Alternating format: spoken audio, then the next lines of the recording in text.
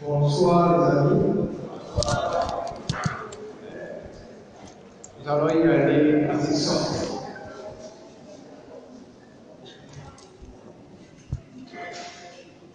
Est-ce que vous m'entendez derrière? Essayez, comme ça c'est... Parce que j'aurai à utiliser mes deux mains. Et comme on n'a pas tout l'équipement qu'il faut, on y va comme ça. C'est bon?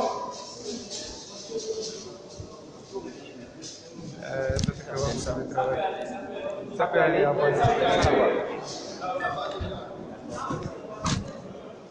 Alors,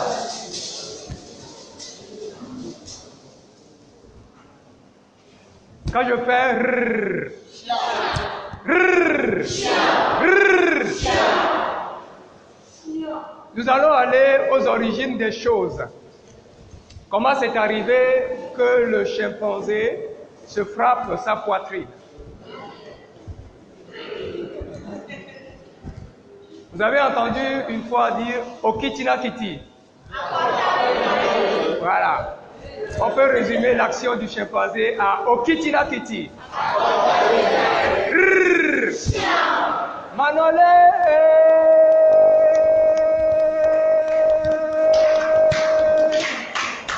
Nyemeti wa merekene ba demo. Manole wasa. Manole wasa. Manole. Nyemeti ba merekene ba demo. Manole wasa. Manole wasa. Manole. Nyemeti ba merekene ba demo. Quand il y avait des pièces, il faut... Voilà. Donc, c'est l'histoire d'une fille. Quand sa mère lui a donné naissance, elle était comblée de joie. Quand son père l'a vue, il s'est dit, oui, j'ai apporté une grande richesse au monde. Cette fille, en effet, elle était très belle. Hein, quand vous êtes homme, quand elle a commencé à grandir pour devenir jeune fille, si vous la croisez et que vous ne ressentez rien de normal en vous, là, c'est que c'est vous qui avez un problème. Elle vit dans une communauté où à chaque clair de lune, toutes les filles se réunissaient et entre eux, elles chantaient, elles dansaient, elles se taquinaient. Les garçons jouaient aux jeux qu'ils pouvaient, les jeux de virilité. Et dans le cercle, il y a toujours l'aîné de toutes les filles qui menait le jeu, qui menait la danse. Mademoiselle, comment est-ce qu'on vous appelle? Lamboni. Elle s'appelle Lamboni. C'est quoi le nom de votre petite amie?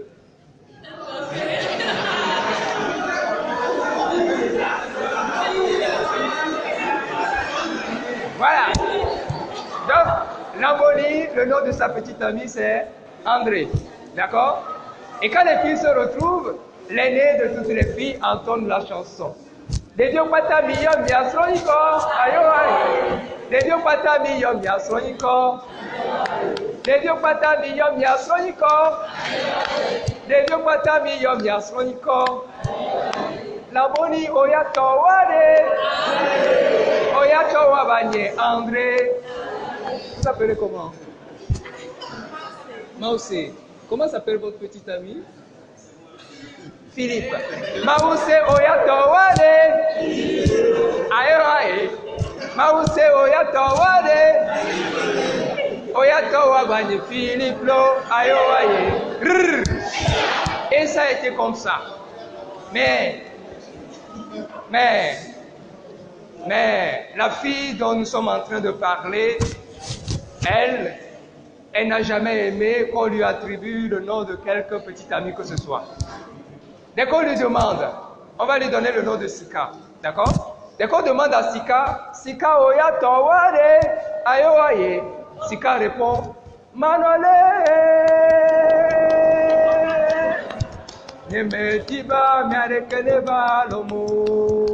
Manore wasa, manore wasa, manore. Yame diba merekele balomo, manore wasa, manore wasa, manore. Yame diba merekele balomo. Et ça a duré pendant longtemps.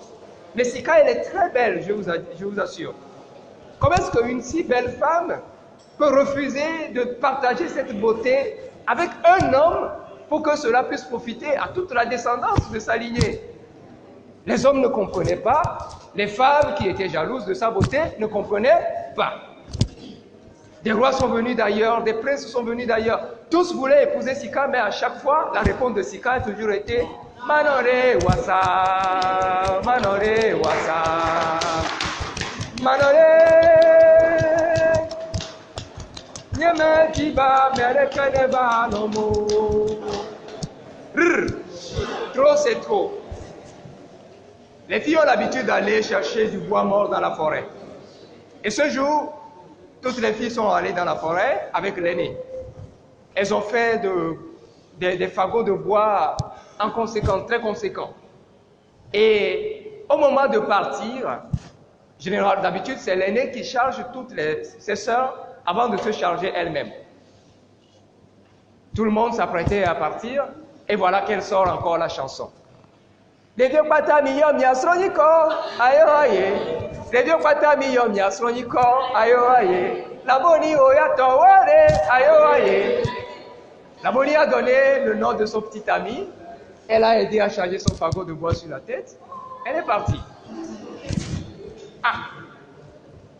Elle a demandé le nom de chaque fille et elle les a toutes chargées.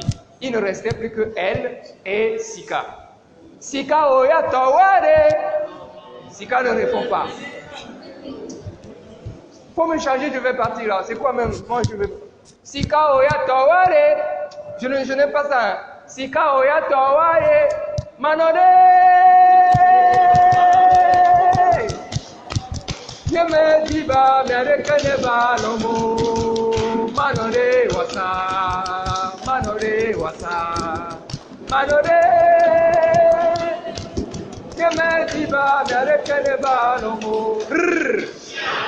L'aîné dit d'accord, tu veux être seul, tu resteras seul au monde, tu vas t'aider, tu feras tout seul. Elle s'est chargée son fagot de bois avec l'aide de quelques filles. Vous savez, c'est faisable, hein? Si tu as ton fagot déjà sur la tête, tu envoies une main, tu aides l'autre à charger.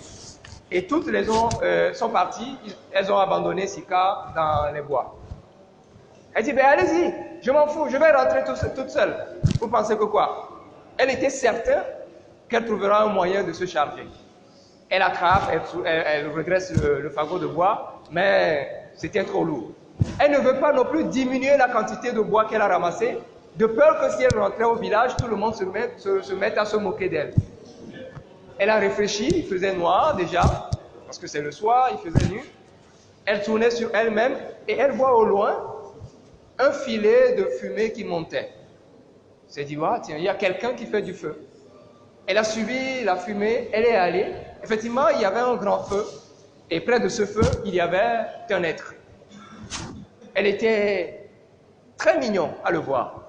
Sauf que elle n'a ni bras, ni pieds. Ah, fantôme. Il y a une différence. Et Sika se rapproche, elle est étonnée, dit, mais vous cherchez quoi? Lui a demandé l'être. Il dit, écoutez, je cherchais quelqu'un pour m'aider à charger mon fagot de bois, mais vous ne me serez d'aucune utilité. Vous n'avez ni bras, ni pieds, voilà. Je suis désolé, je vais chercher ailleurs. Et l'être lui dit, non, ne sois pas pressé, je vais t'aider. Mais il suffit que tu me portes dans ton dos, on arrive là où tu as laissé ton tas, et je te dirai quoi faire. Elle a accepté, elle a porté l'être dans son dos, elle a marché jusqu'à son fagot de bois, et l'être lui dit, d'accord, maintenant pose-moi sur le fagot. Elle a déposé l'être sur le fagot, et hop, le fagot s'est soulevé tout seul et est venu se poser sur la tête de Sika. Elle dit, ok, il n'y a pas de souci. Ah, c'est bon, merci beaucoup. Maintenant, il faut descendre, je vais partir. Et l'être lui dit non, je ne descends pas, on rentre ensemble au village, je deviens ton mari. C'est quoi? Quoi? Tu vas devenir mon mari? Non, c'est pas possible. Et elle a commencé par pleurer, elle chante. Hein? Papa tché, papa tché, papa tché, papa tché, nkowa zogwa gbanumiro. Papa tché, papa tché, dada tché, dada tché, nkowa zogwa gbanumiro.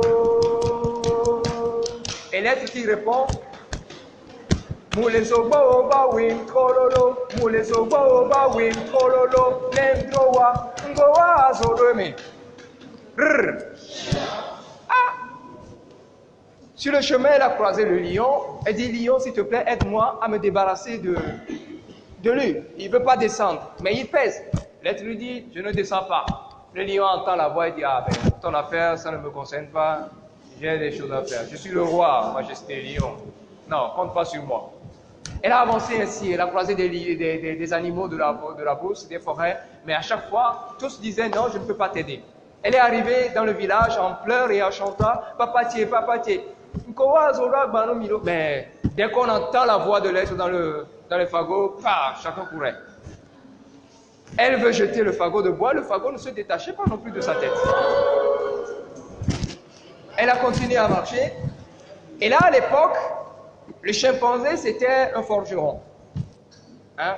Il était dans sa forge, il y avait des barres de fer, il a fait un grand feu, il chauffe le fer, après il le pose et il tape le marteau et l'enclume. C'était son travail. Et la fille arrive à son niveau, Sika arrive, qui dit, ben, elle chante toujours. Le chimpanzé lui dit, ben, pourquoi tu pleures? Il dit, ben voilà, il y a un être qui est là. Et elle dit, ben, j'ai tous les droits, je t'ai aidé à charger ton fagot de bois, c'était notre deal. Ah bon? D'accord, je vais t'aider. Et le chimpanzé a tiré un bar de fer très chaud, tout rouge du feu, et l'a enfoncé dans le fagot de bois. Quand c'est rentré, automatiquement, ça a brûlé les fesses de l'être, et l'être a sauté du fagot de bois. Mais le chimpanzé s'est dit, si je le laisse partir, il ira rattraper Sika en cours de chemin. Alors le chimpanzé a attrapé l'être et il a avalé. L'être est rentré dans le ventre du chimpanzé, mais c'est sans compter sur ses forces. Il a regardé autour de lui, il y a quand même un soupçon de lumière quelque part, parce que quand le chimpanzé se baissait pour reprendre son activité, il a cru voir une lumière. Alors il a rampé dans le ventre du chimpanzé et est sorti par le derrière du chimpanzé. Alors l'être avale le chimpanzé aussi sort par son derrière, le chimpanzé l'avale, et quand c'est arrivé à un moment, le chimpanzé fatigué a pris un caillou, il s'est bouché le derrière avec, il s'est assis. Et de temps en temps, l'être bouge, il le sent dans sa poitrine, qui veut sortir par sa gorge. Et quand il sent qu'il a envie de sortir par le haut, alors il frappe.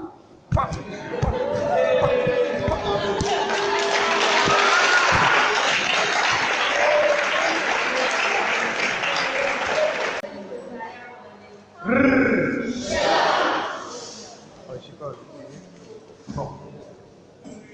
Avant d'y aller, il y a une petite histoire qu'on m'a racontée il n'y a pas très longtemps.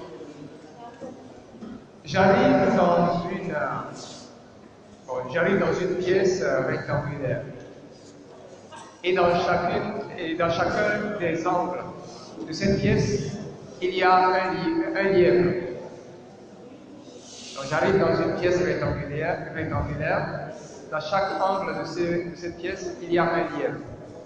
Et devant chaque lièvre, il y a 3 lièvres. Il y a combien de lièvres en tout dans la pièce? J'arrive dans une pièce rectangulaire. Dans chaque angle de cette pièce, il y a un lièvre. Devant chaque lièvre, il y a 3 lièvres. Il y a combien de lièvres en tout dans cette chambre?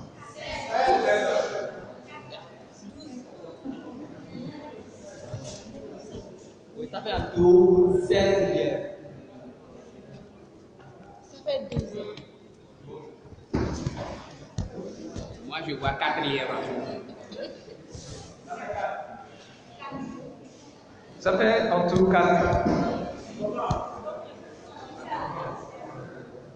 Quand vous rentrez, le lièvre qui est dans l'angle, il regarde 3 lièvres de l'autre. Si je suis ici, je regarde 3. Le lièvre qui est là, il regarde aussi 3. Mais il n'y a que 4 lièvres dans la. Vous voyez, c'est un peu ça la magie du conte. Cette histoire a été contée par un de nos aînés conteurs. Il est allé en France, il doit compter dans un lycée. Et les lycéens qui se disent, oh, bon, non, c'est pas dans un lycée, c'est dans une institut de technologie. Les comptes, c'est pour les enfants, on n'a rien à foutre avec les comptes, etc. Et il a posé ce compte mathématique. Vous voyez qu'il y a plusieurs réponses. Voilà. Donc le compte, c'est ça. C'est ça. C'est bien que vous soyez là aujourd'hui pour écouter ces comptes. Soyez là demain. Invitez vos amis à emboîter les pas. Bon, il y a un genre de conte qu'on appelle randonnée. Le randonnée, c'est une histoire qui se dit ensemble, qui commence, on va jusqu'à la fin, et puis on revient au départ. D'accord? On va faire ça ensemble. Il y avait une fois dans un pré, un petit agneau nouveau-né. Le berger et la bergère étaient contents. Ils chantaient, ils dansaient, ils vantaient les mérites de la brebis et de l'éventuel bélier père. Ça, on ne peut pas le trouver. Alors, le vent transforme l'écho de la voix du berger et de la bergère et le répandit aux 4 coins du globe. Ça va jusque dans les sous-bois, et là, le loup l'apprend. Il court au pré. Je vais manger le petit agneau volé, je vais manger le petit agneau volé. Mais arrivé à l'entrée du pré, il voit un gros chien, un berger allemand qui faisait le double de son poids. Il s'arrête, il regarde le chien, puis il lui dit, cousin, laisse-moi rentrer dans le pré. Je vais manger le petit agneau volé. Le chien le regarde et lui dit, mais moi si je te laisse rentrer dans le pré, toi tu manges le petit agneau volé, moi je gagne quoi en contrepartie? Je vais te laisser rentrer dans ce pré et manger le petit agneau volé si tu me trouves de la viande. Mais où est-ce qu'on vend de la viande? Auprès de qui on peut acheter de la viande? Le boucher. Le loup, il a quitté l'entrée du pré, il court. Il arrive, il trouve une boucherie. Il rentre dans la boucherie, le boucher est là, et tout autour de lui, il y avait de la viande de toute espèce. Il dit, boucher, s'il te plaît, donne-moi de la viande pour le chien, afin qu'il me laisse manger le petit agneau nouveau-né. Le boucher le regarde et dit, mais loup, j'aimerais te donner de la viande, sauf que je n'ai pas de couteau. Si tu me trouves un couteau, je te donnerai de la viande. Le loup sort de la boucherie en toute vitesse, il court, il grimpe les montagnes, les collines, il va retrouver une forge. Dans la forge, il y avait un vieillard, bouche édentée, assis sur une grosse pierre et qui tapait sur le fer, à la façon des forgerons. Où est-ce qu'on trouve des forgerons au Togo?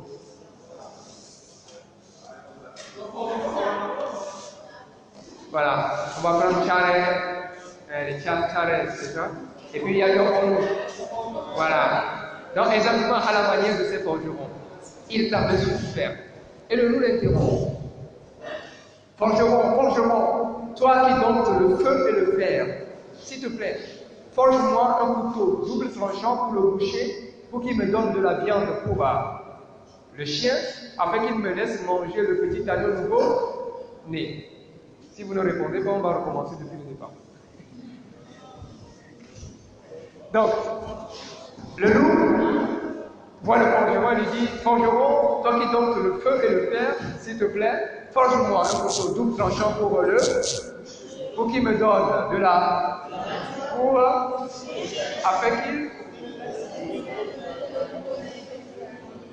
afin qu'il me laisse manger le petit agneau nouveau-né.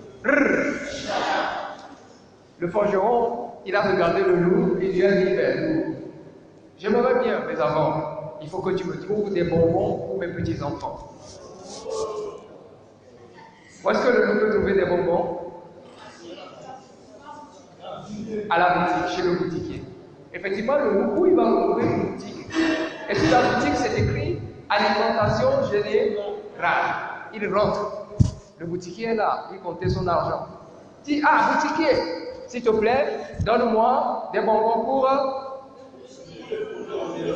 le forgeron qu'il me forge un couteau double tranchant pour qu'il me donne de la...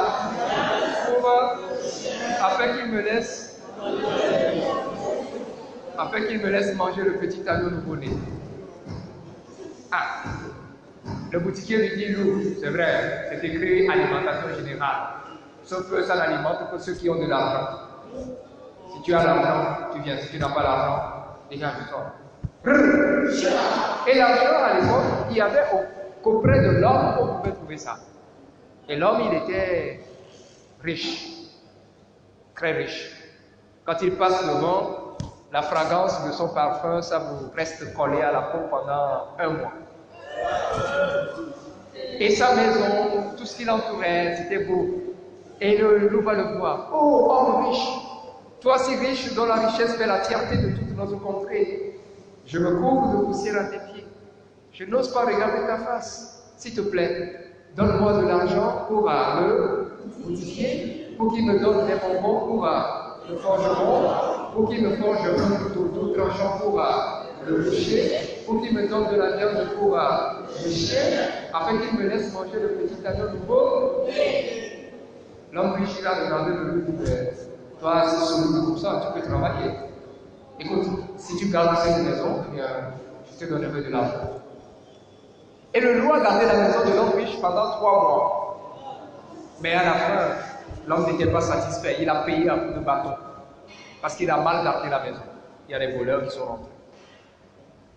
3 mois encore, le loup a gardé la même maison du même homme riche. Cette fois, l'homme l'a payé à coups de pied et a menacé de l'expulser. Le loup dit non, j'ai besoin de cet argent pour enfin me procurer cette viande à remettre au chien pour qu'il me laisse manger le petit agneau nouveau-né, s'il te plaît. Je suis prêt à faire un dernier sacrifice. L'homme a accepté. Et 3 mois encore, il a gardé la même maison du même homme riche. Cette fois, l'homme est satisfait, il a remis de l'argent au loup. Le loup prend l'argent, il va le remettre au boutiquier. Le boutiquier lui remet des bonbons pour le forgeron. Le forgeron lui forge un couteau tout tranchant pour le boucher. Le boucher lui donne de la viande.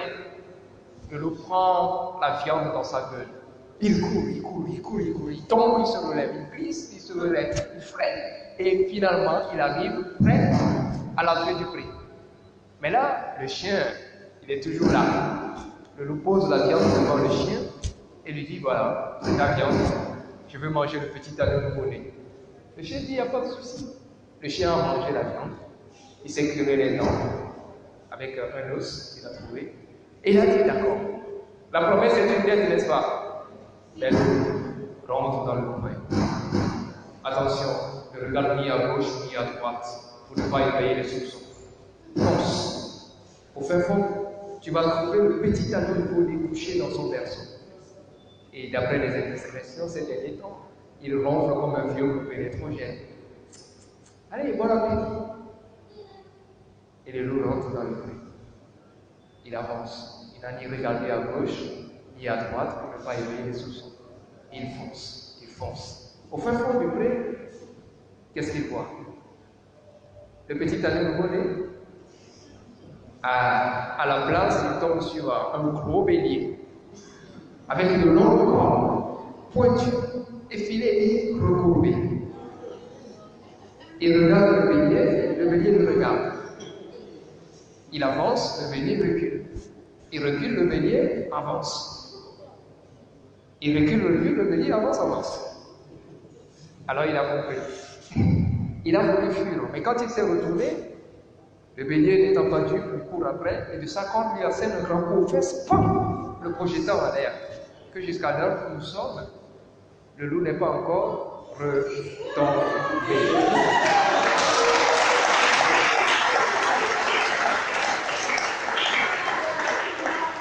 Le jour, si d'aventure, un jour vous allez dans les sous-bois et que vous entendez c'est le loup. Fuyez. Ça peut être le loup de notre histoire, il est très en colère. Merci.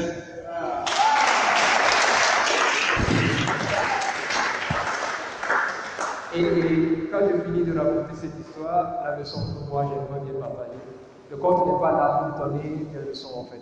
Chacun tire sa conclusion. Mais sans orienter vos conclusions, je me dis parfois, il arrive qu'on passe à côté du bonheur qui est juste à nos pieds, qu'il nous suffit de nous abaisser pour avancer. Donc on court, mais après on reviendra au point de départ. Il faut avoir cet esprit-là de toujours se poser la question, où est-ce que j'en suis maintenant? Qu'est-ce que j'ai? Pour ne pas tourner en rond indéfiniment. Merci.